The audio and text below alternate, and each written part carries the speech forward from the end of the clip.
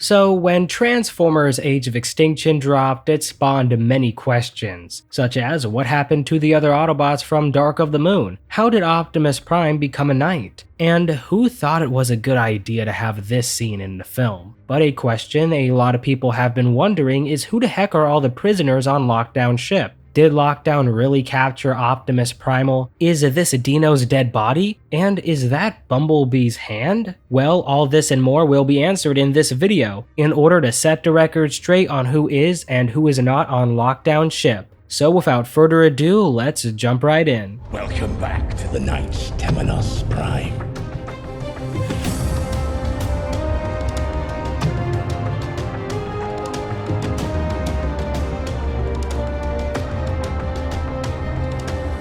Alright, so to understand who is on Lockdown's ship, it's good to know a little bit about the ship that the prisoners are on. And thanks to the film, we know that Lockdown's ship, the Knights Temenos, originally belonged to the Cybertronian Knights. The group's known members consisted of the heroic Autobot Optimus Prime and the Dinobots. At some point, Lockdown gained possession of the ship and modified it to serve as a flying prison for his various hunts across the galaxy. However, he wouldn't be the only one maintaining it. Since he had many stupid drones, yes, that's their actual name according to their concept art, in charge of mundane tasks such as taking out the trash. For the more sophisticated jobs, many Shadow Raiders would be deployed to keep watch over the prisoners, in addition to wolf-like creatures known as Steeljaws. However, if a prisoner were to escape and evade the guards, they wouldn't have much luck since the ship was rigged with various booby traps. And thanks to Crosshairs, we know that those traps were bone grinders, brain blinders, flesh peelers, chromosomal inverters, catatonic sludge, black hole trapdoors, and of course radiation. Now in the film we got to see rows and rows of cages, with some clearly having prisoners locked up. And though we didn't get a great shot to see who's exactly inside them, the cages that we do get clear shots of quite literally holds part of the key to figuring out who is in the rest of the cages. Now, the cages that we get clear shots of would be for this creepy alien, this tentacle monster, this green alien, this brown alien, this tan and blue alien, and this green beaked alien. Now, the aliens that are in circular cages are unique in the fact that they only appeared in the scene where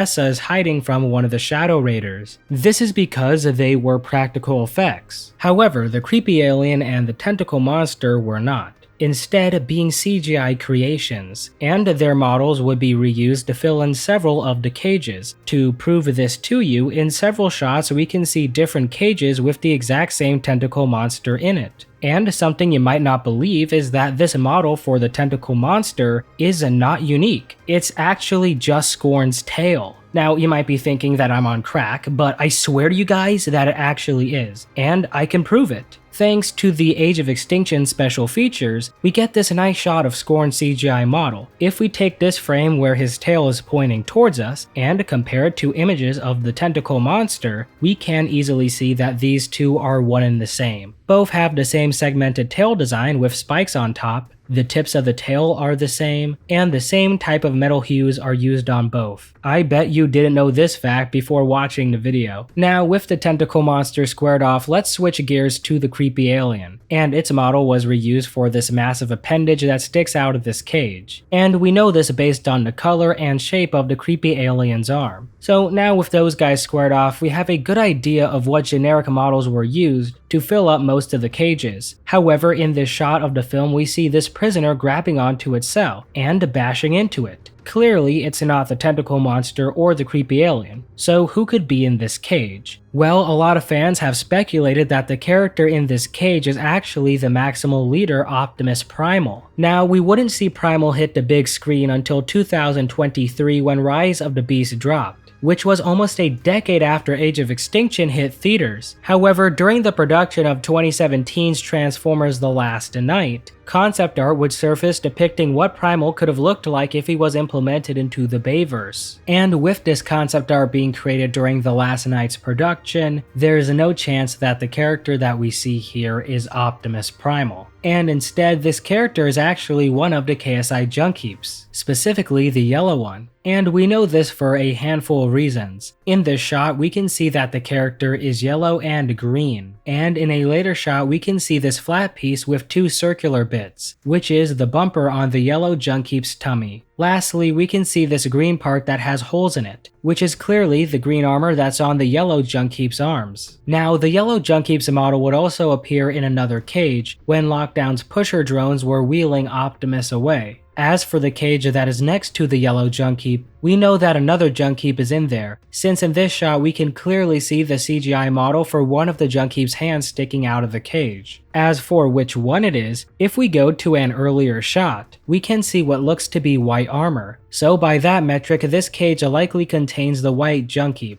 Now, the white Junkkeep's model, just like the yellows, would reappear to fill in a different cage. And we know it's the white one based on the white armor. As for the cage next to it, it's a little harder to tell. But we know that the arm does not have any white parts, so it's not the white Junkkeep. It also does not have any yellow parts, so yellow Junkkeep is out of the picture, meaning that it has to be the green Junkkeep. Now, it's likely that his model was reused for this cage right here. However, it is impossible to tell due to the lighting and how far away it is. But since Lockdown has captured 2 yellow and 2 white Junkkeeps, it's likely that he captured 2 green Junkkeeps as well. So now, if we tally up all of the prisoners, Lockdown has a grand total of 20 that we know about. 3 creepy aliens, 4 tentacle monsters, 2 Junkkeep crews, 4 aliens in circular cages, and 3 unknown prisoners. These unknowns being this alien in a circular cage that we can't fully see. However, according to a prop auction, it likely looked something like this. Moving on to the other unknowns, we have this prisoner that we can't make out, and a potential tentacle monster. Now, something interesting about the tentacle monster is that it's the model that shows up the most. And it appears that there might be an in-universe explanation for this, since we get this interesting line of dialogue from Crosshairs when Drift plays Fruit Ninja with the tentacle. Kill you!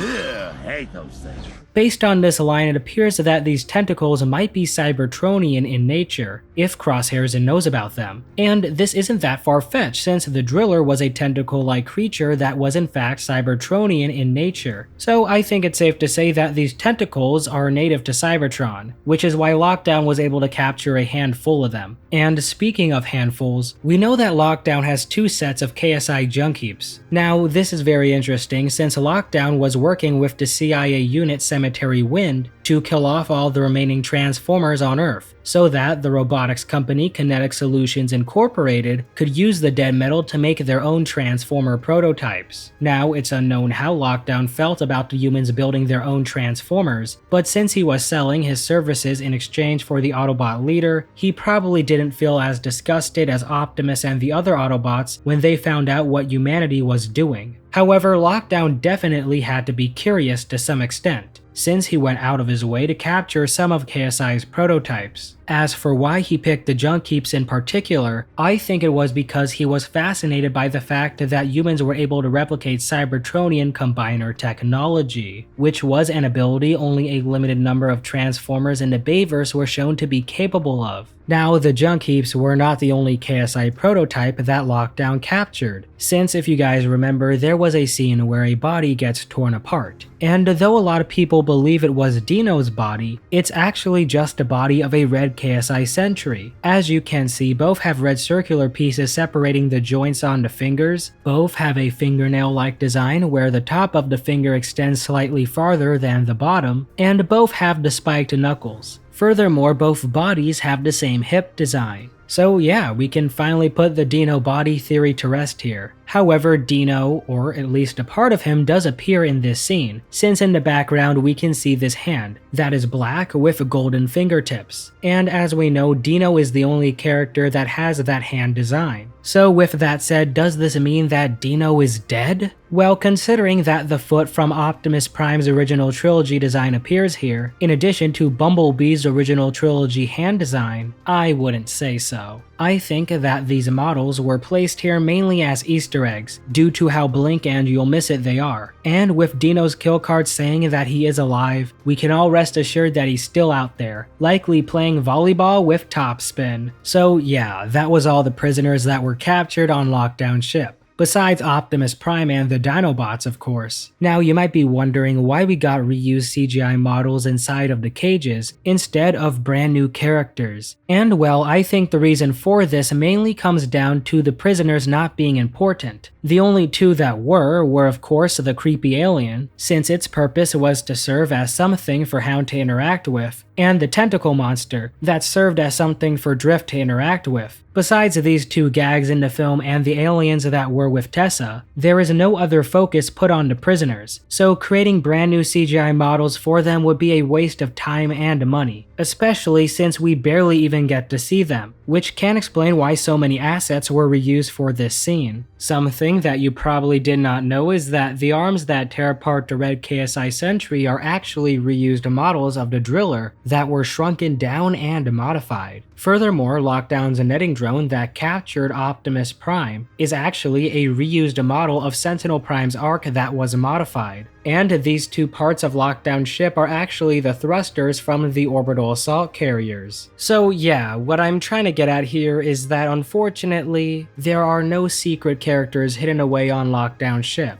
I'm sure if we ever did get a sequel to The Last Night, it could have been a potential plot point. But the characters that I have shown to you today are the only ones on his ship that we know about. And just like that, you made it to the end of the video. If you are still interested in some more Transformers content, check out this video where I talk about how Skids and Mudflap caused a $25,000 controversy.